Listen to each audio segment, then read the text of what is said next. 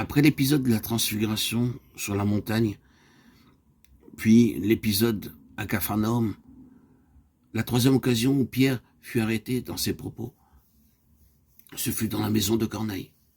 Pierre était un chrétien et Pierre était aussi un juif. Or, les juifs n'avaient pas de rapport avec les gentils et Pierre avait des préjugés à leur égard. Pour régler ces préjugés, Dieu lui fit voir dans une vision un objet semblable à une grande nappe, attachée par les quatre coins qui descendait vers la terre. Et dans cette nappe se trouvaient toutes sortes d'oiseaux et de quadrupèdes de la terre. Tandis qu'il contemplait cette étrange vision, ses oreilles discernèrent la voix du Seigneur, leur donnant de manger. Mais Pierre protesta fortement. « Non, Seigneur, car je n'ai jamais rien mangé de souillé ni d'impur. » Acte 10, 14. Pierre était devenu chrétien, mais il conservait beaucoup de ses anciens préjugés judaïques. Il faisait encore une distinction entre les aliments purs et les aliments impurs. Et il faisait même une discrimination entre les personnes pures et celles qui étaient impures. Par cette vision, le Seigneur cherchait à extirper du cœur de Pierre les profondes racines discriminatoires qui s'y trouvaient à l'encontre des gentils. C'est après cette vision que le Seigneur l'envoya à la maison de Corneille. Dans cette maison, Pierre commença immédiatement à prêcher l'Évangile, alors que subsistait encore dans son cœur le mur de séparation entre les Juifs et les non-Juifs. Il se considérait encore comme faisant partie d'une nation privilégiée et ne pouvait pas se rendre compte que la grâce de Dieu s'étendait aux Juifs comme aux non-Juifs. Il avait vu cette vision. Il avait même confessé que Dieu ne fait pas d'acception de personne. Mais il n'avait pas saisi l'implication pratique de cette grande réalité. C'est pourquoi le Saint-Esprit, sans tenir compte des incompréhensions de Pierre, et alors même que celui-ci venait tout juste de commencer à parler, descendit, littéralement tomba sur tous ceux qui étaient présents. Et ils se mirent à parler dans les langues des nations. Dieu se servit de ce qu'ils se mirent à parler en langue pour arrêter Pierre dans son discours. Et lorsque Pierre vit que Dieu avait accordé aux gentils le même don du Saint-Esprit qu'il avait donné aux Juifs, il s'exclama « Peut-on refuser l'eau du baptême à eux qui ont reçu le Saint-Esprit aussi bien que nous ?» Acte 10, 47.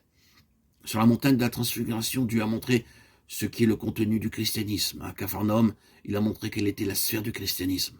Sur la montagne, le caractère exclusif, unique du christianisme a été mis en exergue. Mais dans la maison de Corneille, ce fut l'aspect inclusif, qui renferme deux ensembles en un tout, du christianisme qui a été accentué. Dans la maison de Corneille, il a été clairement manifesté que le christianisme n'est pas simplement pour quelques privilégiés, il inclut le monde tout entier. Nous pouvons penser que toutes les richesses de Christ ne sont accessibles que pour une certaine élite seulement, et que les moins privilégiés doivent faire ceci ou cela pour mériter ces mêmes bénédictions. Loué soit Dieu, aucun pécheur ne doit s'améliorer pour devenir chrétien. Il peut venir à Christ comme il est. Tous sont péchés, les juifs comme les gentils. Et à tous les pécheurs juifs et gentils, la grâce salvatrice de Dieu est offerte. Qui que vous soyez par nature et quelles que soient vos origines, vous devenez membre de la famille de Dieu en recevant exclusivement la vie du Fils de Dieu. Ce serait une chose bénie si les enfants de Dieu voyaient leur unité en Christ. Il n'y a pas d'unité en dehors de lui. Dieu ne s'attend pas à ce que les chrétiens produisent cette unité, mais seulement qu'ils la préservent, car elle nous est déjà assurée en Christ.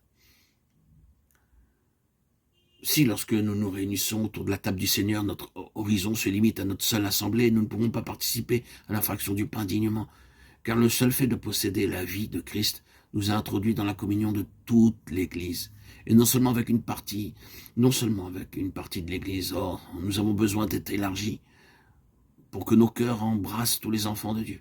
Sinon, nous prendrons le pain indignement. Nous affirmons que tous les enfants de Dieu sont frères et sœurs. C'est pourquoi nous ne devons nourrir aucune pensée de division. Souvenons-nous que le même Saint-Esprit qui est venu sur nous est aussi venu sur eux.